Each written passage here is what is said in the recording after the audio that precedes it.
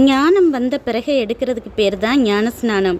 குழந்தையிலையோ இல்லை விவரம் தெரியாத வயசுலையோ எடுக்கிற ஞான ஸ்நானம் வந்து செல்லாது. அம்மா அப்பா ஃபோர்ஸுக்கு எடுப்பாங்க. ஒரு சில பேர் நானே போன ஒரு சர்ச்சிலலாம் ஒரு பையன் புது ட்ரெஸ் வாங்கி தருவாங்கன்னு சொல்லிட்டு பேப்டிஸ் எடுத்தான். இப்படியெல்லாம் எடுக்கக்கூடாது, சரியா?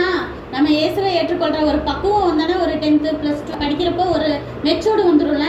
அப்போ நம்ம இயேசுக்கிட்ட நல்லா நான் மனம் திரும்பிட்டேன், பண்ண பாவத்துக்கெலாம் மன்னிப்பு கேட்டுட்டு நல்ல சர்ச்சில் போய், விக்கிரகம்லாம் இல்லாத சர்ச்சில் போய் நல்ல ஒரு பாஸ்டர், அவங்க அபிஷேகம் பெற்ற பாஸ்டர்கிட்ட போய் தான் என்ன செய்யணும், பேப்டிஸை எடுக்கணும், சரியா? சும்மா எல்லாத்துட்டையும் எடுக்கக்கூடாது. போதுகிற நல்லவங்ககிட்ட தான் போய் பேப்டிஸை எடுக்கணும், சரியா? அப்போது அப்படி ஒழுங்காக எடுக்காதவங்களாம் திரும்பவும் பேப்டிஸை எடுக்கும். 3வது வந்து என்னென்னா திருவிருந்து. அப்போ நல்ல விதமாக நம்ம பேப்டிஸை எடுத்து உண்மையாக தேவனுக்குள்ளே ரசிக்கப்பட்டிருந்தா அப்படி எடுக்கிற திருவிருந்து சர்ச்சில் கொடுக்குறாங்க இல்லையா, அதுதான் செல்லும். நம்ம ஒழுங்காக பாவத்தை உணராமல் மன்னிப்பு கேட்காம எடுக்கிற திருவிருந்தெல்லாம் செல்லாது, சரியா? நம்ம வந்து ஒவ்வொரு மாதம்